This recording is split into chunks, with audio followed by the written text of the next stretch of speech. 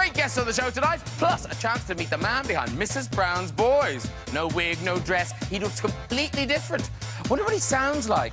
I sound completely the feckin' same, you lumpy. Now start the feckin' show. Let's start the show!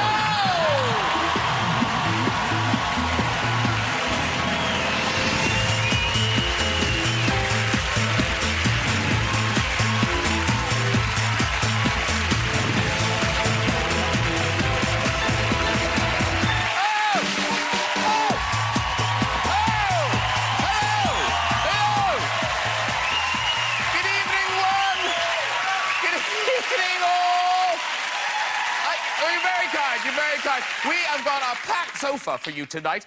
Pop princess and queen of the X Factor, Cheryl Cole is here. Miami Vice legend and star of Django Unchained, Don Johnson is on the show. Yeah. Hilarious comic John Bishop will be here. Yeah. We've got the man behind Mrs. Brown. Yes, Brendan O'Carroll will be joining us later. Plus, we will have music from the one and only, the brilliant Chrissie Hynde, everybody. Yeah. Woo. Now, Don Johnson, of course, shot to fame in Miami Vice. It's good, isn't it? I've been playing this all day.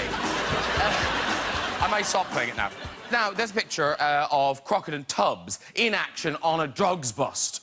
Ooh, now, apparently they're about to arrest a woman with a suspicious package up her skirt. It's me, Warner! Miami Vice was made in the 80s, and it was such a different time. You know, big phones, crazy fashions, and state-of-the-art computers. Now, in fairness, it looks rubbish, but you could still get porn on it. You could. Yeah. You all remember printing that out. Now, I'm going to be talking to John Bishop about his unusual pet. Yes, John adopted a pig that had somehow escaped. And the thing is, pigs do it all the time. Did you see the pig that jumped from a truck in China this week? Did you see this? Now, calm down, everyone. Now, I know it doesn't look good, does it? But, in fact, the pig was fine. La-la, la-la. Oh, isn't that nice? Happy ending. And, of course, the pig became a local hero and then a big party to celebrate. Aww. Delicious. I'm going to be chatting to Cheryl all about her famous tattoo. I know. That tattoo, let me tell you, took 3 days to create. Can you imagine that poor tattooist spending all those hours staring at Cheryl Cole's bum? But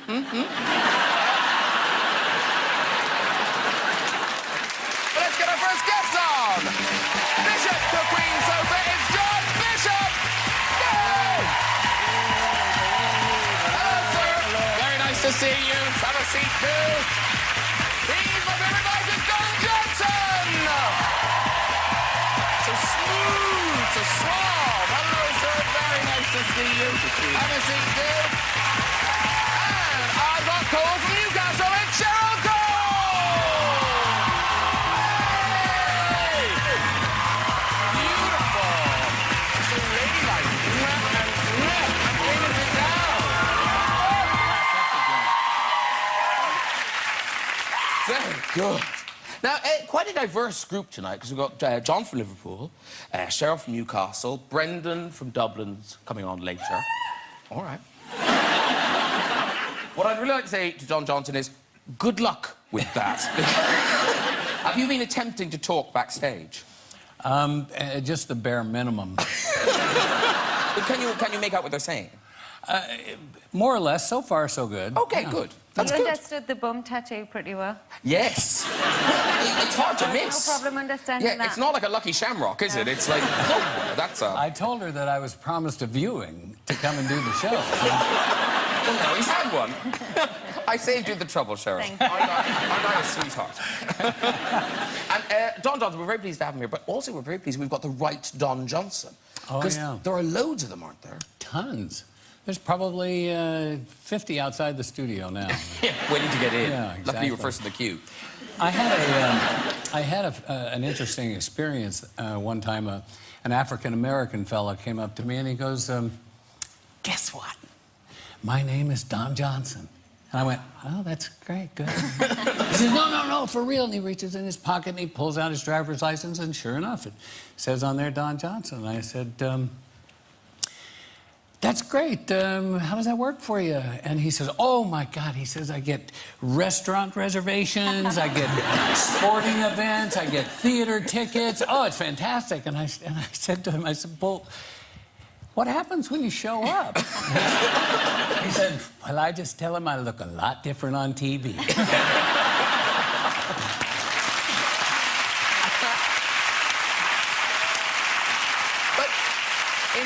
In terms of doppelgangers, you met I've seen this picture, it's incredible. Where was this guy? This was in Dubai. I went over to Dubai to do a gig, and the radio station said, we've got somebody who looks like you, but we don't want to bring him in, it'll be awkward, it'll be embarrassing. So I was expecting, like, you know, a black guy or a black dwarf or something to go and sit. And then he walked in, he looked more like me than I do. You know what was great about... Is that you on the right? That's me on the right, yeah. Okay. The older looker of the two. But what was great is that he said the same thing in Dubai. He's used it to get restaurants. But he said, I've pulled girls. He said, I've pulled girls saying that I'm you, which I've just gone, that is fantastic, because now, if I ever have an affair, it's not me. It's just him. Now, Cheryl Cole, you've been away. It seems like you've been away, but now you're back with a vengeance, young lady. Because the new song, Crazy Stupid Love, it's been played all over the radio now, but it's been released properly on the 20th of July. Yeah. And this one is you and Tiny Temper. It is. But this is from the new album. Yes. Now, when's that out? The album's actually not out till later in the year. Later in the year? Late November time. Late November. I want to have a couple of singles out, get me feet back into it. And what's it called, the album? The album is called Only Human. Only Human?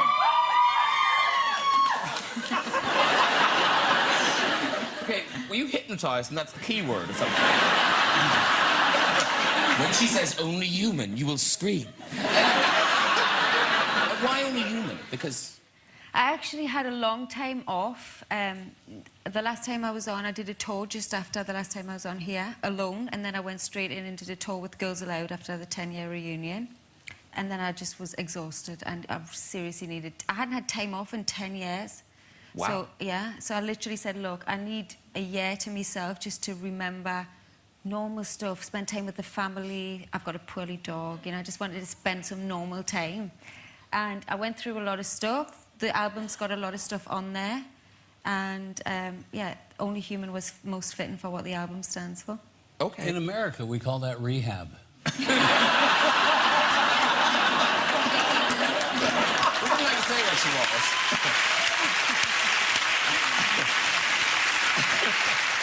Hey, Crazy Stupid Love, you've probably heard it on the radio, but here's a little taster from the video.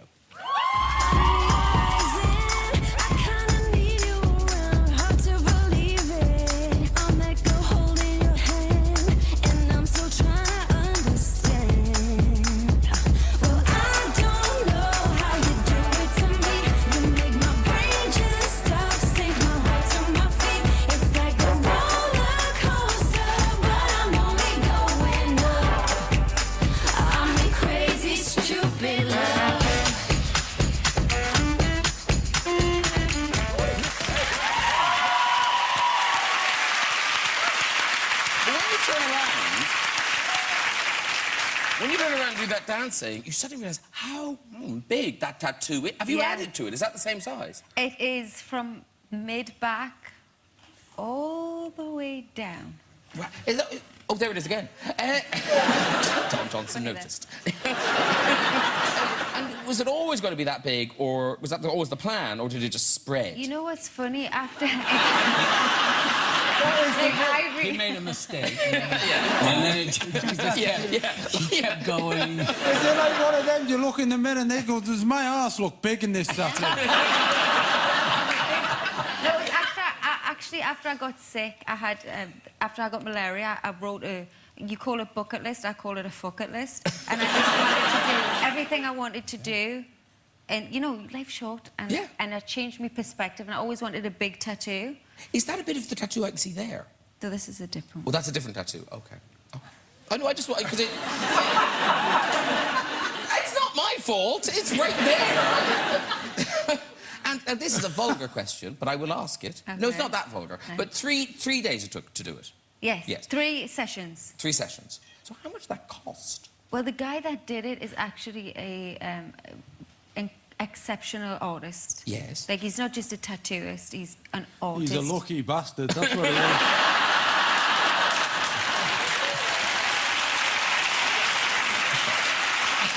Yes, he's very good. An artist with a butt fetish. He's very good. He's very good at roses. Yeah. I heard how much was it? It was worth it. You're not telling us how much it was. He was worth it. But is it in the thousands? Yeah.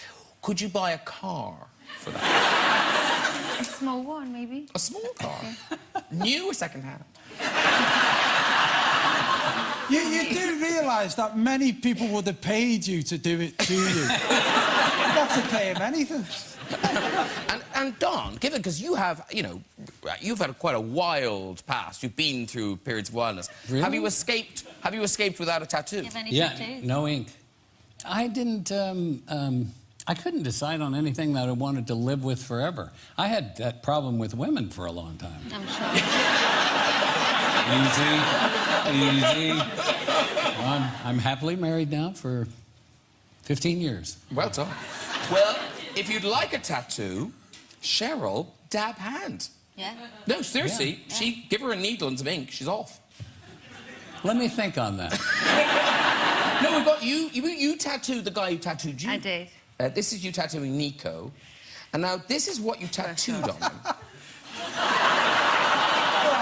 See, that's how it started. So, what is that, sunglasses? Or glasses? It wasn't intended to... Well, he wears glasses.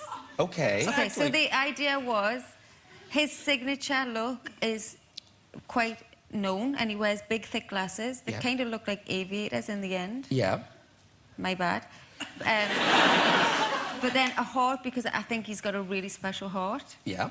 My initials, because I did the tattoo. Oh, is that your initials at the end? CC. Oh, I thought it was you trying to get the pen to work. I thought it was... You know, the post office. Is there ink in this thing? Now, Cheryl, very quickly, you've got to say, we are delighted you're back doing the X Factor. Seriously, I think everyone is really pleased with coming back on it. But given how mean they've been to you, I guess the question, why are you doing it? Why have you said yes? Now that Simon's back, I mean, honestly, I just couldn't stand any more of the grovelling. It was becoming uncomfortable. I thought I would just help out a friend a little bit, you know? Yeah. And so you started filming already? Yeah, we did 2 days in Manchester already. And all right? All right. Yeah. Feels like I've never been away. I don't know if that's a good thing or a bad thing. A little bit of frost.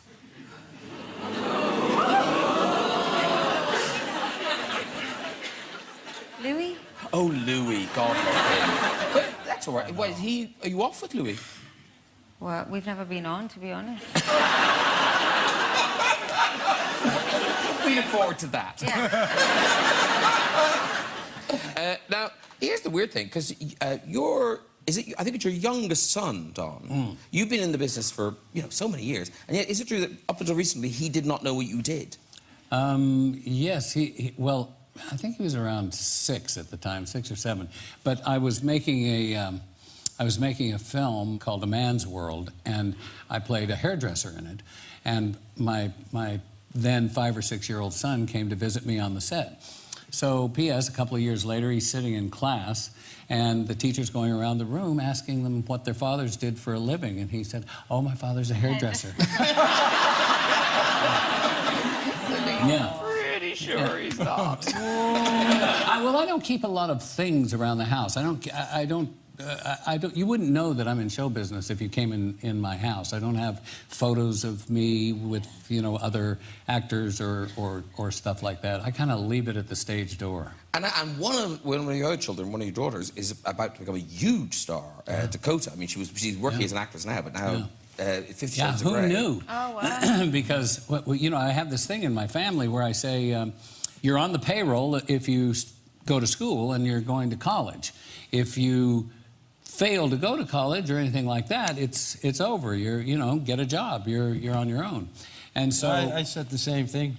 Your son's still going to college. He's 34. Yeah, there is that problem. I've got one like that.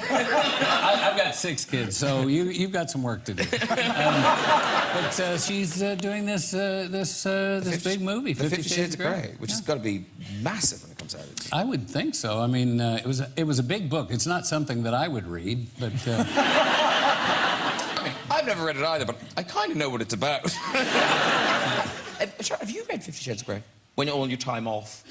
I got 16 pages in. That was about it for me. Wow, and then you whipped into a frenzy and couldn't read the rest. Exactly. No one's going to smack my ass. I'm not paying on it.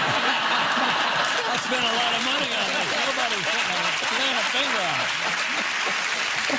Right, Don Johnson. Don Johnson is back in movie theatres next Friday. Your new film, Cold in July. And we were talking about this backstage, because I went to see it.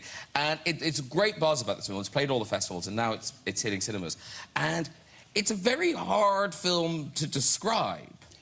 Yeah. Oh, no, give it a go. It's sort of a genre shapeshifter. In other words, it starts out seeming like it's going to be one thing, and then it becomes something else, and then I come on and it becomes something completely different. And it is. We cannot lie. It is bits of it are really dark, but bits of it are really funny as well. It is. Yeah. Yeah, and I handle that part. Yeah. Now, it's all set in the 80s, and I mean, were you kind of an unofficial? Kind of, No, that's what I said. I mean, but you invented the 80s. Without you, it would have 1979, 1990. Because when you look at the pictures of you guys in Miami Vice, we think that you were in 80s fashion, but you kind of created these fashions. Yeah, actually, our costume designer came back from Italy, and she had all of these new designers. Gianni Versace was relatively brand new then. I don't think he had one store. Neither did Giorgio Armani. And she came back and she's handing out all of this stuff, and and I'm looking at it and I'm going, these kind of look like pajamas. I mean, You're kind of right. Yeah. And so my style there of the T-shirt, no socks, no belt, was a function of how hot it was in Miami. I mean, it wasn't really sort of thought out. It was just organic. I started just removing articles of clothing. And the movie's called Cold in July. Yeah. Yeah, you must have spent time in England then. The thing was, though, when in the 80s, as you said, you were setting this fashion of no socks, but we were copying it. We were walking around in November, freezing. Those canvas, what are they called? Desperados or whatever they're called. Yeah. Oh, yeah. Stupid, and then balloon pants and jackets up there like that. Yeah. God, I spent a lot of my life looking like a dickhead because of you. Oh, very good. All right, well, listen, let's revisit the 80s and watch a clip from Cold in July. This is you tracking down a suspect and getting a bit more than you bargained for. Watch out! What the? Jesus! What in the dog shit is wrong with you? Don't you have any mirrors on this damn Pinto? Do you know how to use them? Who's gonna pay for it? We could split it. Oh! You... Hey! You want some of this? Huh? That's for my car. And that's for my hat. It really So you're an investigator, or a kind of detective, but you are also a pig farmer. Yeah, I found that interesting, yeah. Well, you grew up in the country. You must have been familiar. Well, I grew up on the farm, you know, and you see pretty much everything on the farm. And I've known a lot of pigs. Some of them two-legged.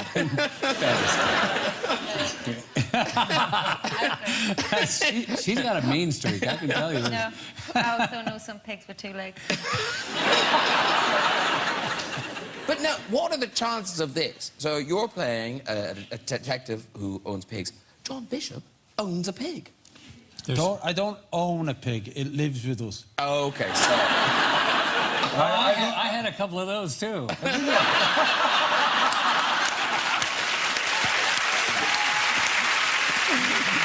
They're smart, aren't they? Yeah, he's brilliant. He's great. We got him from an RSPCA place, and what struck me about it, they talk to you, don't they? He talks to you. So in the morning when you go to see him, he does talk. He talks pig talk. Depends on what you're smoking. Yeah. To be fair, with my accent, he probably sounds better than I do. But where did they find him? Was he just wandering the streets like a stray dog? He was wandering the streets somewhere in Northampton or something as a baby, and then they kept him for a year and nobody wanted him. And then my wife Melanie saw him on a website.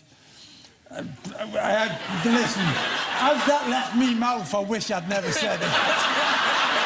My wife was trolling pig pictures on a website. Yeah, there's nothing wrong with our marriage. And so she ended up asking for him to come to live with us, so we did. Oh. No. And what, have you got the alpacas yet? Or are you getting alpacas? No, we've got alpacas coming in a couple of weeks. We just went berserk because...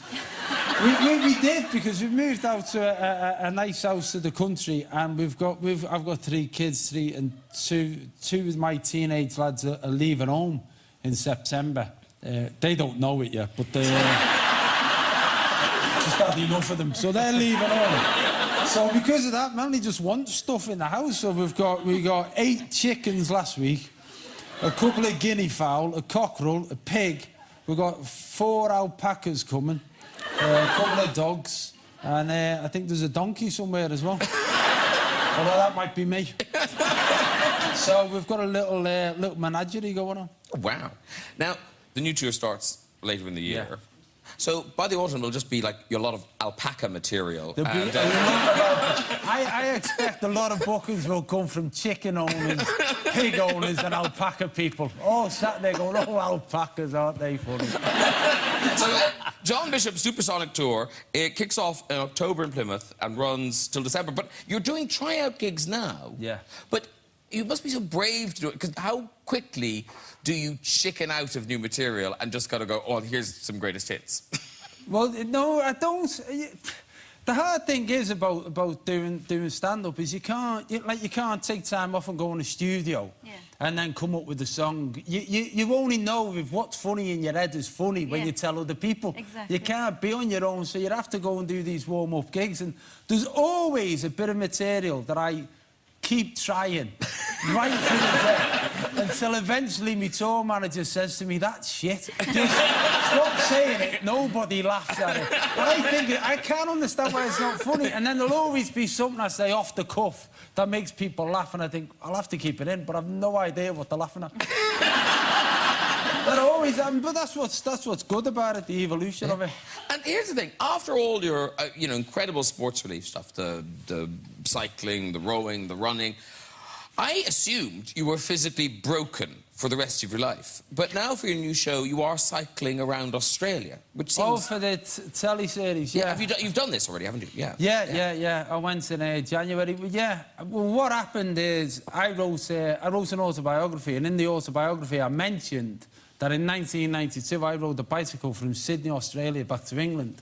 So this before I did this as a job or was in the business or anything. I just didn't want to get married.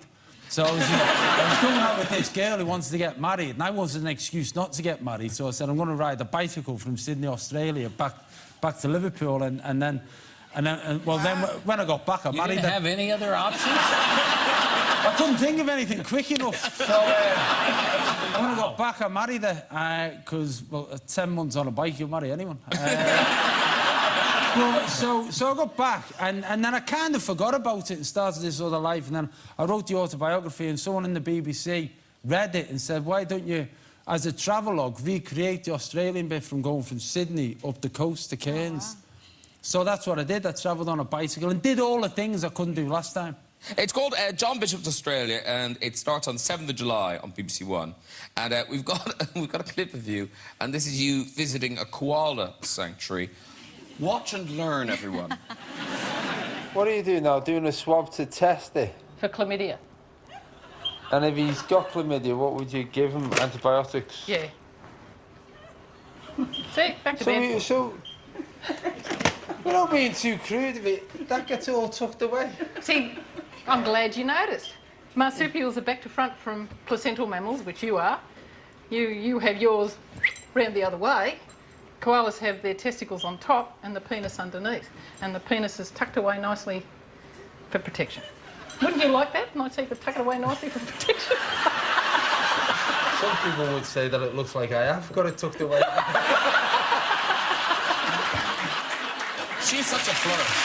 Such a flirt. You would not believe, when you do something for the BBC, you would not believe the amount of emails we had from the commissioners at the BBC about how much of the koala's penis they should show. But I said, you've got to show it because I'm like everybody else. I'd never seen a koala's penis. And what struck me about it is that nature and God or whoever makes all this stuff obviously looked at a koala, and the first koala's hung on a tree. And every time I've seen a koala hug a tree, I've never thought, ooh, I hope he doesn't get a splinter in his dick. You just don't think that, do you? Because you've never wondered where it was. I thought it was fascinating. I spent most of the day in there just blown away by these people. They put the balls in the wrong spot, too. You're gonna hug a tree. I mean... I'm with you, Don. I was thinking, ow. Yeah. How about on his back? I have no idea. Yeah. Like earrings. Yeah. That is the campest thing I've ever heard you say. Oh, earring. One of those koala balls. Listen, you mentioned the book. It did really well. It's out in paperback now. How did all this happen?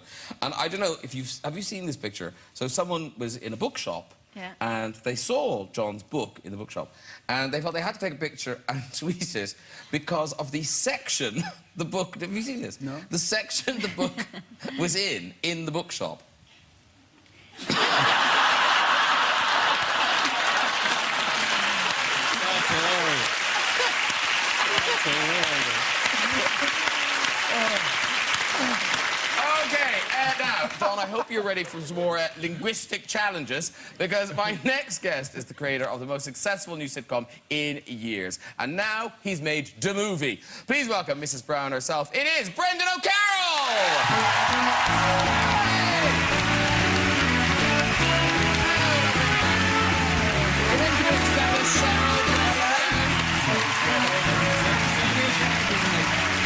Sit down, got a drink there, marvellous. Oh, lovely to see you. You too. Yeah, and congratulations on everything. Thanks very much. It's amazing. Absolutely amazing. It really is. Nobody's more amazed than I am. I'm just glad to be fucking working. Now, Don, are you familiar with Mrs. Brown? I caught a clip of Mrs. Brown. Very Thanks funny. very much. Thank you very much. You cut a striking figure in a I dress. do, don't I? I do. I take the moustache off because otherwise I look like my mother. And actually, you are rocking Miami Vice pants. I am. Yeah. I still have the gear. You I did. wore all the gear in the 70s. I didn't look like a dick like you did. Are you sure? I look pretty cool. I thought I looked pretty cool, but I was always a follower. I still have my tartan scarf from Bay City Rollers. Ah, God, lovely. Those were the days. But now, listen... I'm enjoying the show so far. Oh, thank you very much. Upside down ball's been great. The Americanism's fantastic, and Louis Walsh is a wanker. I love that. Great stuff. So that's the recap. That's the recap. That's the story so far. Yeah, film and If you just joined us. Previously on the Game Norton show. So listen, Mrs. Brown's Boys, it's a sitcom about an Irish housewife and her family. You're not telling me that, eh? No, I'm telling Tom. Unless you want to know. But so here's most of the cast now. So a lot of these are relations, aren't they? Yes. So, I'm a firm believer in nepotism. Yeah. So Grandpa, he's just a friend. Granddad's his friend. Granddad started off as my window cleaner. Oh, right. 25 years ago. But he didn't clean my windows, he was a window cleaner. And one of the first gigs I did was at Rathmines Inn. And one night we were putting the gear in the van and he started carrying out stuff.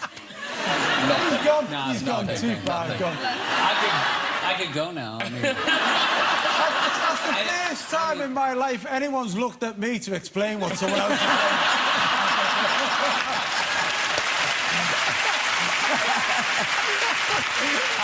I just think it's hilarious that I need English subtitles on an English show. I'm sorry, what did you say?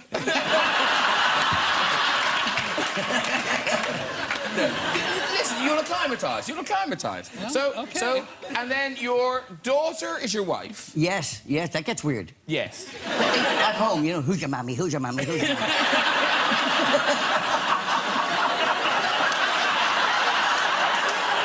And then is Winnie is your sister. Winnie's my sister. Well, she says she is. There was 11 of us, and I can't remember them all. Winnie's brilliant in the movie. She's super, isn't she? She's great in the movie. My son plays Buster. That's your dog's name? Yeah. There's trivia. Trivia. Your family is very large, so the people who aren't in it must be very pissed off. What do you mean, aren't in the family or aren't in the show? Aren't in the show. Fuck them.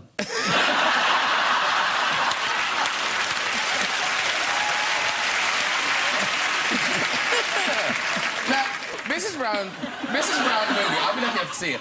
And honest to God, you laugh, but you do. I cried. It's really sweet. Oh, thanks very much. Thank It's you. very sweet. It's very funny, and it's what people expect. It's got all the coarse jokes and all the rude jokes. It's very Irish. Yeah. In that you know, we don't do just straight comedy in Ireland. We do comedy with pathos. So if you're going to have a bit of fun, you want to go to an Irish funeral. You get all the fun, and then we'd all have a cry, and then we'd have a laugh again.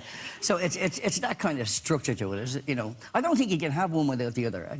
But I love that she always lets them. I say she like she's somebody else. I swear to God. I should be wearing my knickers tonight. But she always lets them off the hook. You know, there's a scene on the bridge where that mother-daughter thing. Yeah.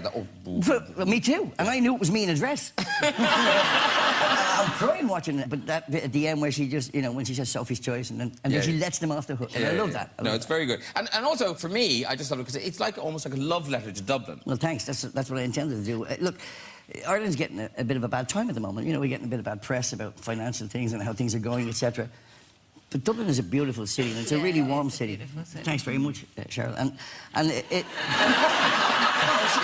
Brendan built it. And Newcastle is one of my favourite places. If you want, I agreed with you. You didn't say thanks to me. You get a tattoo like yours on your cock, and I will.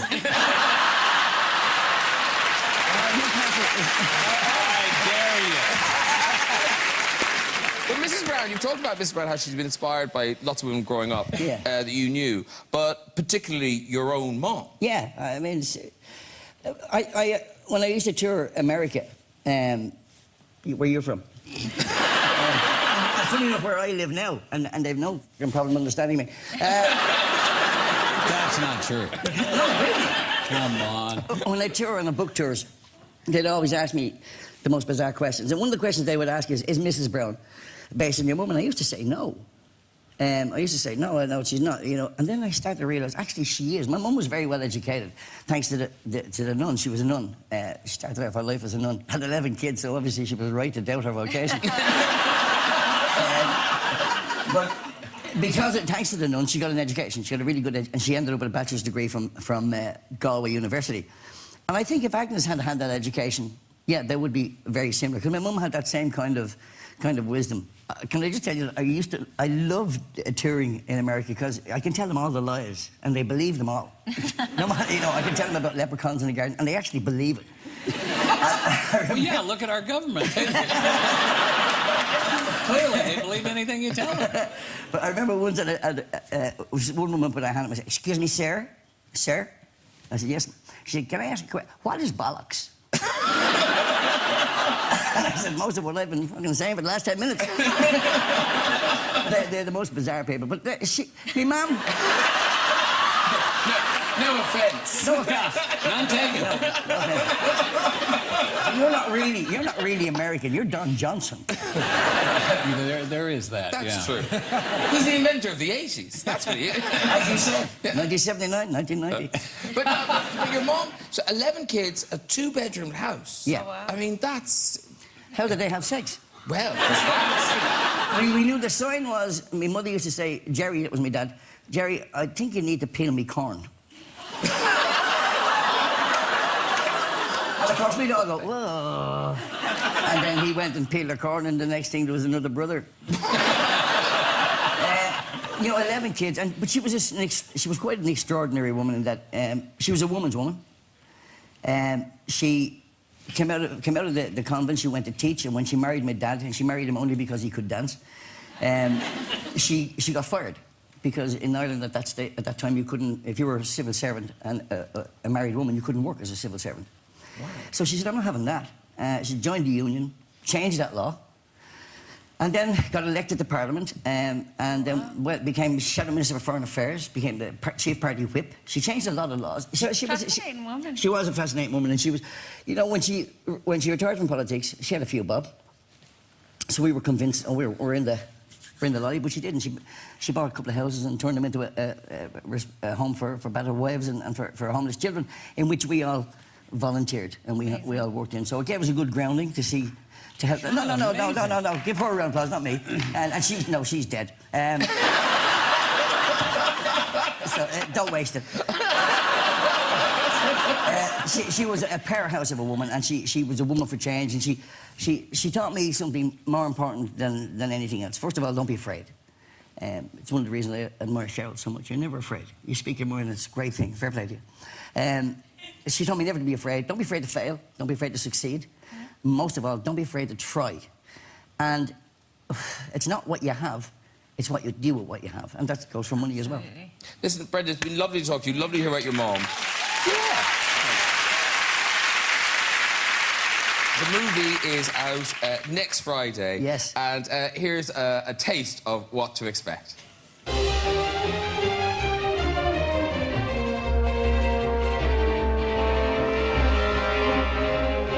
How do you do?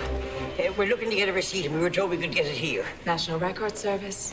Yes. So this is the National Record Service, then? No, you're through to the wrong building. Oh. What's this, then? Hello? Hello. National Record Service. Excuse me. Listen very carefully. Is this the National Record Service? Yes, this is the National Record Service. So we get the receipt here, then? Hold on, please. Okay. Okay, what? We're holding on. For what? You're going to show us where to get the receipt. National Record Service. Listen, that face. How do I see the actual receipts? Get your frickin' hands off me! I have 4 sons. Now what? I don't know. We have to get in there. Maybe if you disguise yourself. Disguise? Yeah. You could disguise yourself as a man. No, Winnie, I'd never get away with it. Very good. Right. Time for our musical guest tonight. She was a pretender, and after 35 years in the music business, she's finally released her first solo album to rave reviews, performing her current single, You or No One. Please welcome Chrissie Hynde.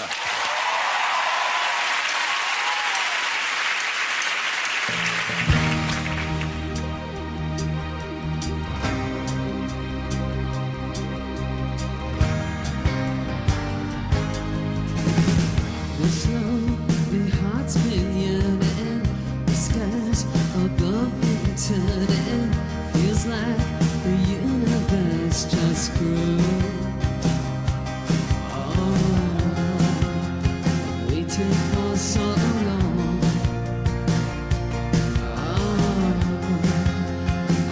waited for so long.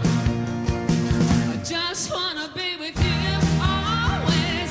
Wanna be around you always. Just wanna be with you. Oh, no one bigger than you. Oh, no one.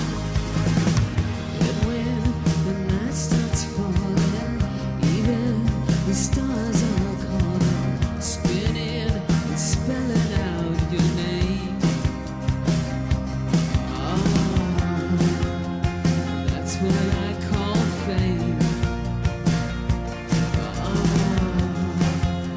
Spelling out your name forever and ever. Love is a hurting thing, never goes away.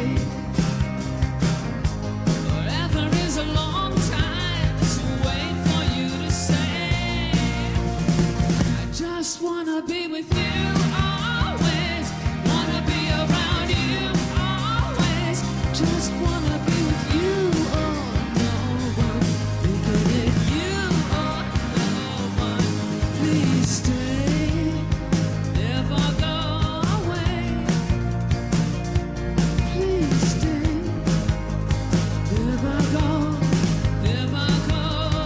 away. Just wanna be with you. Wanna be around you.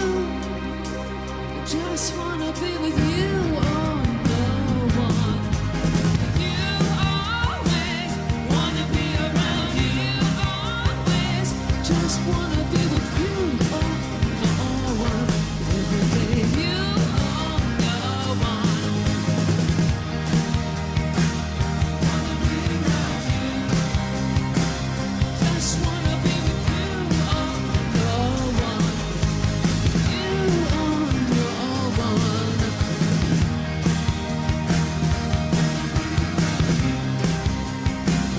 Just wanna be with you. Oh, no one. Looking at you. Oh, no one.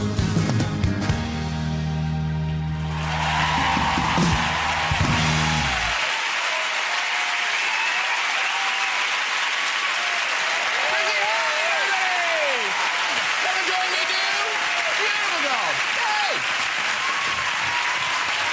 Thank you. Chrissie Hynde! That's a John Bishop. Long time. No see. Sit you down, sit you down, sit you down, sit you down. What? So, now, who do you know? Do you know Don Johnson? We've met. Have we?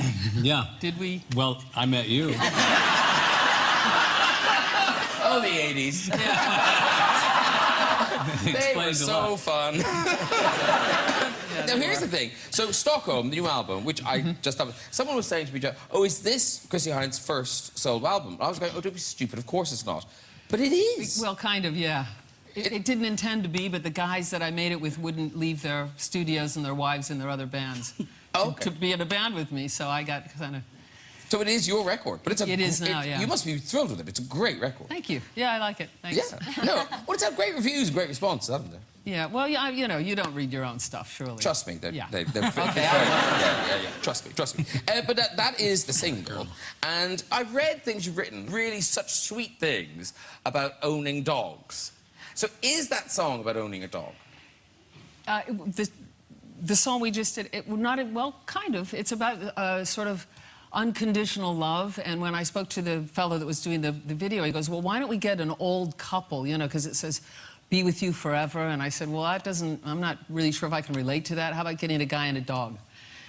And there you go. No, and they sent me the video, and they said, oh, look at that dog, look at that dog.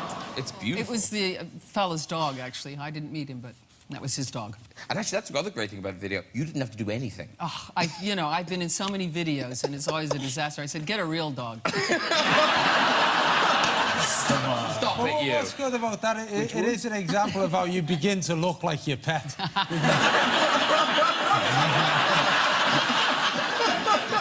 I didn't know Louis Walsh had a dog. Whoa!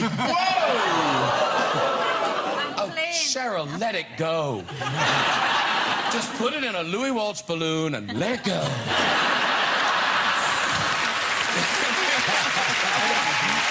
Listen, we've no time for So, ladies and gentlemen, a big thank you to all my guests tonight. Chrissie Hynde! John Bishop! John Johnson! Cheryl Cole! And Brendan Carroll! And that is it for this series. But do join us next week for a look back at some of the highlights of the year so far. We'll be back in the autumn. Until then, have a great summer. Thank you very much. Good night, everybody. Bye-bye!